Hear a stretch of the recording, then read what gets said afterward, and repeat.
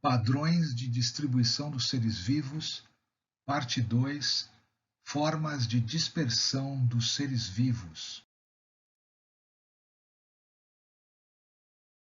Em biologia, chama-se dispersão ao conjunto dos processos que possibilitam a fixação de indivíduos de uma espécie num local diferente daquele onde viviam os seus progenitores.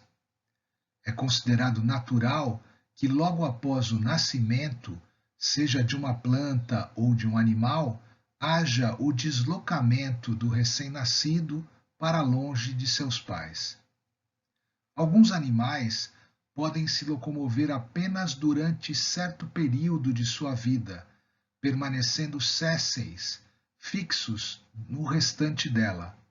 Outros tendem a mudar de localização no espaço a qualquer momento de sua vida. A distribuição de cada táxon reflete a história do local de origem, da dispersão e da extinção local, remontando, assim, à própria origem da vida. A dispersão é o processo pelo qual uma população abandona o seu habitat e procura outro para sobreviver, ocupa nichos vagos e, eventualmente, entra em competição com outras espécies neste novo habitat. A sobrevivência de uma população não inclui apenas a capacidade de sobreviver, mas, sobretudo, a capacidade de adaptar-se ao novo habitat. Quando há um aumento da distância entre o sítio natal e o local de dispersão, a tendência é que a probabilidade de sobrevivência diminua devido a diferenças dos habitats. Uma espécie que busca expandir sua distribuição com sucesso precisa ser capaz de se deslocar para novas áreas, resistir a condições ambientais desfavoráveis durante essa passagem e, por fim, conseguir estabelecer populações viáveis em seu local de chegada. A espécie só estará bem aclimatada ao novo habitat quando houver reprodução dentro de uma taxa de natalidade adequada. Caso contrário, não haverá colonização e a população dessa espécie poderá até mesmo se extinguir. A transmissão de caracteres é o mecanismo principal da preservação de uma população. As plantas enfrentam mais dificuldades do que os animais nesse processo. Insetos e aves polinizadoras são necessários para a dispersão das plantas. O vento precisa de uma velocidade compatível com o transporte do pólen para que ocorra a polinização de uma planta, por exemplo. Existem, inclusive, áreas chamadas de áreas de expatriação. São aquelas situações, no exemplo das sementes de orquídeas centro-americanas, que são levados pelos ventos do anticiclone dos Açores até a Flórida, onde se desenvolvem. Entretanto, a falta de insetos polinizadores para aquelas espécies de orquídeas faz com que elas permaneçam estéreis. Elas não formam populações, mas apenas indivíduos isolados sem descendência. Portanto, o conceito de população implica não só na adequada adaptação, mas também na geração de descendência. As áreas em que as espécies não podem se reproduzir são chamadas, portanto, de áreas de expatriação. A dispersão, chamada dispersão dos seres vivos, dispersão biológica ou dispersão ecológica, é uma das causas da distribuição dos seres vivos. A dispersão, ela está na dependência de fatores internos, que são próprios à espécie, e fatores externos à espécie.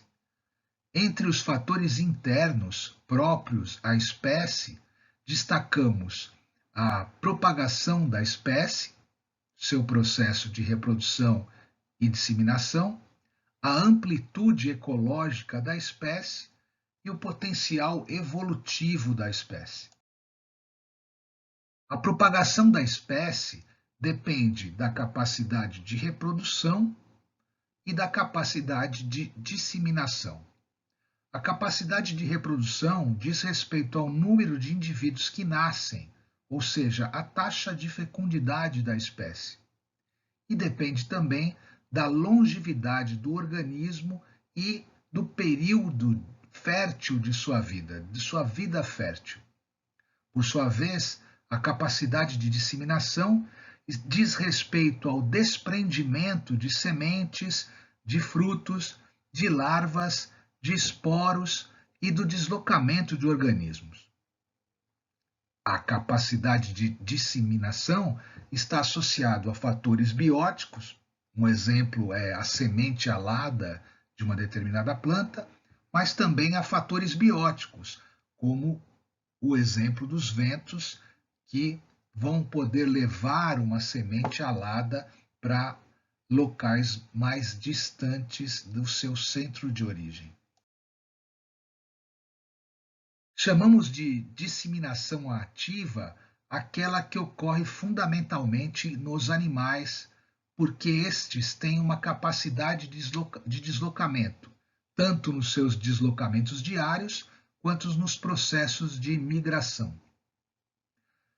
A disseminação ativa também ocorre nas plantas de forma direta e de forma indireta. A disseminação ativa direta ocorre quando as plantas lançam sementes para que façam dessa maneira um processo que pode ser de duas maneiras. A disseminação ativa direta é aquela na qual as plantas lançam sementes num processo de baracoria, por ação da gravidade, por peso, a planta se quebra e se dissemina ali junto à planta-mãe, e também por autocoria, no caso de sementes que são expulsas pelo fruto. A disseminação pode ser ativa indireta no caso das plantas que produzem novos indivíduos a partir de raízes, ramificações, etc. Ou seja, novos indivíduos são produzidos ainda ligados aos seus progenitores e depois de formados se separam deles. A disseminação passiva de plantas ocorre quando um agente externo faz o deslocamento dos indivíduos ou de suas sementes, frutos, esporos, gemas e fragmentos da planta. São 3 os agentes principais de transportes para a disseminação passiva de plantas: o vento, que é chamado no processo de dispersão por anemocoria, a água, o processo de dispersão por hidrocoria, e por meio de animais, no processo de dispersão chamado zoocoria. Ocorre também a antropocoria, que é a disseminação dos organismos pelo homem, que pode ser voluntária quando se trata de plantas de cultivo ou animais de criação ou ainda plantas ornamentais. Mas pode ser involuntária, como a dos organismos parasitas, pulgas, piolhos, vermes e insetos domésticos, moscas, baratas. O segundo fator interno à espécie relacionado à sua dispersão diz respeito à amplitude ecológica que essa espécie tem. A amplitude ecológica da espécie é a capacidade que o organismo tem de viver em ambiente diferente e de suportar valores limites de cada um daqueles fatores que são importantes à sua sobrevivência e desenvolvimento no meio natural, como a temperatura, a umidade, a luminosidade, o pH e etc. Sabemos que as espécies, tanto vegetais quanto animais, possuem valores mínimos e máximos de cada fator ambiental para sobreviver e para se desenvolver. Quanto maior é a amplitude entre o valor máximo e o valor mínimo de cada fator ambiental que o organismo pode suportar, maior é a sua amplitude ecológica. O terceiro fator interno à espécie é o que diz respeito ao potencial evolutivo dela. Esse potencial evolutivo da espécie está relacionado às modificações que a espécie pode sofrer ao longo do tempo em função dos fatores do meio natural. Então, ele está relacionado às modificações que podem sofrer os táxons, não só a espécie, mas os táxons de maneira geral, ao longo do tempo, em relação ao influxo de fatores do meio natural.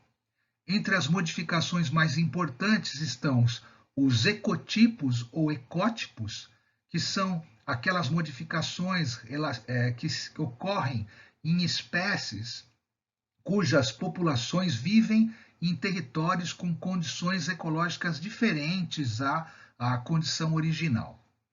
Um exemplo é de uma população de espécie vegetal que vive em um ambiente de maior exposição aos raios solares do que a primeira, terá indivíduos mais altos, pois poderá se desenvolver melhor em função da luminosidade. Uma outra modificação importante relacionada ao potencial evolutivo da espécie é a hibridização, que é o cruzamento de indivíduos de espécies diferentes, mas afins, ou seja, pertencem ao mesmo gênero. Quase sempre os híbridos são inférteis. Um exemplo já estudado é o cruzamento do jumento com a égua, que pode dar como cria um burro ou uma mula, que são espécies não férteis.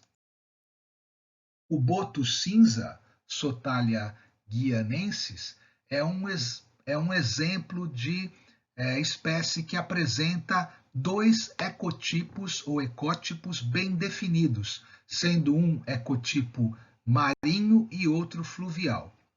O ecotipo marinho ocorre nas regiões costeiras tropicais e subtropicais da América Latina, continuamente entre as regiões da Nicarágua até Santa Catarina. O ecotipo fluvial, que é considerado endêmico nas bacias dos rios Amazonas e Orinoco, pode ser encontrado ou em outras regiões também, como a Baía Norte de Santa Catarina, na ilha de Santa Catarina, a Baía da Guanabara, no Rio de Janeiro, a Baía de Guaratuba, no Paraná, e também na Baía de Todos os Santos, na Bahia. Outro exemplo de espécie que apresenta ecotipos ou ecótipos definidos é o coqueiro, o Cocos nucifera. O Cocos nucifera tem o fruto pouco denso e flutua, e por isso a planta é espalhada prontamente pelas correntes marinhas que podem carregar os cocos a distâncias significativas.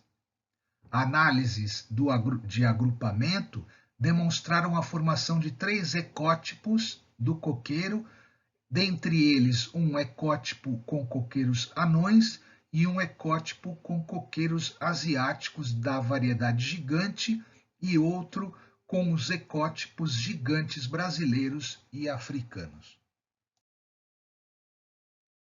A dispersão biológica, ecológica, que é uma das causas da distribuição dos seres vivos, também depende de fatores externos à espécie, como os fatores geográficos e os fatores bióticos. Os fatores geográficos são aqueles ligados à geologia, à geomorfologia, ao clima, aos solos. Diferentes configurações de paisagem podem servir de barreiras à plena distribuição dos seres vivos, como cadeias de montanhas, lagos, oceanos, rios, tipos climáticos e de solos. E também Outro agente externo importante à espécie são fatores bióticos, ou seja, os próprios organismos podem impedir a plena distribuição de outros organismos. Isto ocorre nos casos de parasitismo, predatismo e competição. O fator primário responsável de expansão da área ocupada por um determinado táxon a partir do seu centro de origem é a disseminação de diásporas.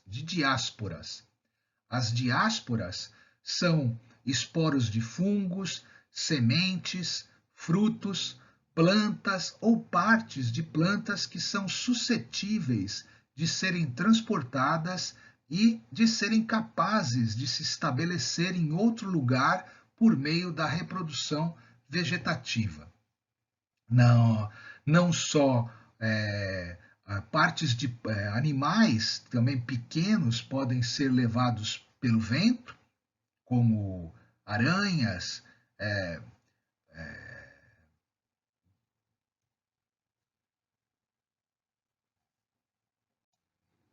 gafanhotos, pequenos insetos podem ser levados pelo vento, e como ocorre com as diásporas. Entre os processos de dispersão, destacamos a anemocoria, que é a dispersão pelo vento. As anemócoras são as plantas que se dispersam por anemocoria. Essas plantas possuem sementes muito pequenas e leves, que por vezes contêm ar. Podem também apresentar sementes dotadas de elementos de flutuação ou asas, ou também, e essas sementes, elas se deslocam e se dispersam quando a planta já seca é arrastada pelo vento por longas distâncias. As espécies anemócoras apresentam, portanto, sementes leves ou frutos leves com pelos ou expansões aladas, asas, que facilitam o transporte pelo vento. Aqui no exemplo, os pelos de uma semente de algodão, a semente alada do ipê, um fruto seco alado da sâmara e também outro do dente de leão são apresentados nesse slide. A hidrocoria é um outro processo de dispersão que é por meio da água. As plantas hidrócoras têm suas sementes dispersadas pela água, sobre a qual podem flutuar muito tempo até se depositar no fundo ou nas bordas de um rio, de um lago ou nas praias. Esse é um tipo de dispersão frequente ou habitual em plantas aquáticas hidrófilas, como a Vitória régia, mas também pode ser um meio de dispersão de plantas terrestres, como o coqueiro. Nas espécies hidrócoras, as espécies hidrócoras possuem frutos ou sementes que retêm ar. Dessa forma, o fruto pode ser transportado flutuando na água. É o caso do coco da Bahia, que possui um fruto com um mesocarpo fibroso que contém ar. Um outro meio de dispersão é a zoocoria, que é a dispersão feita das sementes por meio dos animais, que pode ocorrer por inúmeros meios, inúmeras modalidades. Inúmeras plantas têm sementes espinhosas, sementes com ganchos ou pegajosas, que podem aderir-se ou enganchar-se na pele ou no pelo dos animais. E assim, com o deslocamento dos animais, elas podem ser dispersadas para longe do seu centro de origem. Existem uma outra forma também de zoocoria, chamada de endocoria, que são aquela na qual os frutos são consumidos pelos animais, porém as sementes conservam a capacidade de germinação, já que não são afetadas pelo processo de digestão dos animais. As sementes são dispersadas por meio das fezes num local longe do centro de origem da planta. Quando são aves que fazem esse tipo de dispersão, é chamada de ornitocoria. Quando são formigas, são chamadas de mirmocoria, esse tipo de dispersão. Nas espécies zoócoras, os frutos são atraentes, servindo de alimento para os animais. Algumas sementes, para germinar, necessitam passar pelo trato digestório de animais, como ocorre com a planta parasita erva de passarinho. Em outras espécies zoócaras, os frutos são secos, mas possuem formações que os prendem ao pelo de animais, sendo levadas a grandes distâncias. São o que nós chamamos comumente de carrapichos ou picões. A antropocoria ocorre a antropocoria é a dispersão de sementes por meio do homem, que até datas relativamente recentes no passado não passava de formas de modalidade típicas de uma zoocoria natural. Então, a antropocoria é uma dispersão de sementes pelos seres humanos que vai além da zoocoria natural. É aquela que ocorre por meio da difusão voluntária de plantas cultivadas e também de animais, a difusão voluntária de animais. E, por fim, a autocoria é aquele meio de dispersão, aquele tipo de dispersão que diz respeito às plantas que não possuem um agente externo de dispersão. São aquelas plantas que desenvolvem dispositivos especiais de lançamento mecânico de sementes.